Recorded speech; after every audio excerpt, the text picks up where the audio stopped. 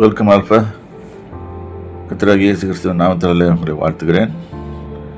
தெரிந்து கொண்ட வேத பகுதி சங்கீதம் 24 1வது வசனத்திலிருந்து வாசிப்போம். பூமியும் அதன் நிறைவும் உலகமும் அதன் குடிகளும் கர்த்தருடையது. இப்போ நம்ம எல்லாருமே கர்த்தருடையவர்கள். இதுதான் வசனம் சொல்லுது. பூமியின் அதன் நிறைவும் உலகமும் அதன் குடிகளும் கர்த்தருடையவர்கள். ஏனென்றால் அவர் தான் உருவாக்கினவர். அவரே அதை கடல்களுக்கு மேலாக ஸ்தாபித்து, கடலுக்கு மேலாக தான் ஸ்தாபித்தார், கடலுக்கு கீழே இல்லை, கடலுக்கு மேலாக அதை நதிகளுக்கு மேலாக ஸ்தாபித்தார். யார் கர்த்தருடைய பர்வதத்தில் ஏறுவான்? யார் அவருடைய பரிசுத்த ஸ்தலத்திலே நிலைத்திருப்பான்? இது ஒரு சேலஞ்சு மாதிரி வருது.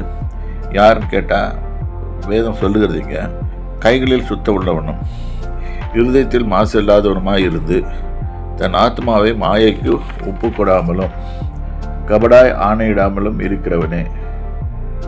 இப்போ இந்த பாயிண்ட்ஸ் நல்லா பார்த்துக்கோங்க. கைகளில் சுத்தமுள்ளவனாக இருக்கணும், இருதயத்தில் மாசு இல்லாதவனுமாக இருந்து தன் ஆத்மாவை மாயைக்கு ஒப்பு கொடாமல், மாயானத்துக்கு இதுக்கு ஒப்பு கொடுக்கூடாது, கபடாய் ஆணையிட முடியாது, ஏமாற்றி உள்ள ஒன்றை வச்சுட்டு உள்ள வெளியே ஒன்று ஆணையிடக்கூடாது. அவன் கர்த்தரால் ஆசீர்வாதத்தையும் தன் இரட்சிப்பின் தேவனால் நீதியும் பெறுவான். இதுவே அவரை தேடி விசாரித்து அவர் சமூகத்தை நாடுகிற யாக்கோபு என்றும் சந்ததி. ஸோ இந்த மாதிரி ஆட்கள்கிட்ட கர்த்தர் நிச்சயமாக இருப்பார். இது நமக்குள்ள இந்த கேரக்டர்ஸ் இருக்குதான்னு நல்லா தேடி பார்த்துக்கணும். இல்லைன்னா ஆண்டவர்கிட்ட கேட்கணும், ஆண்டவரே எனக்கு இந்த காரியங்களை கூடும், என் இருதயத்தை ஆராய்ந்து பாரு, என் இருதயத்தில் கைகளில் சுத்தமுள்ளவனாக இருக்கணும், இருதயத்தில் மாசு இல்லாதவனுமாக இருக்கணும், என் ஆத்மாவைக்கு மாயைக்கு ஒப்பு கொடாமல் இருக்கணும், கபடாய் ஆணையிடாமல் இருக்கணும்.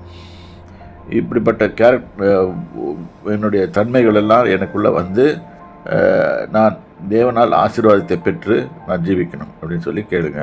கர்த்தர் உங்களை ஆசீர்வதிப்பார். கர்த்தருடைய நாமத்துக்கு ஸ்தோத்திரம்.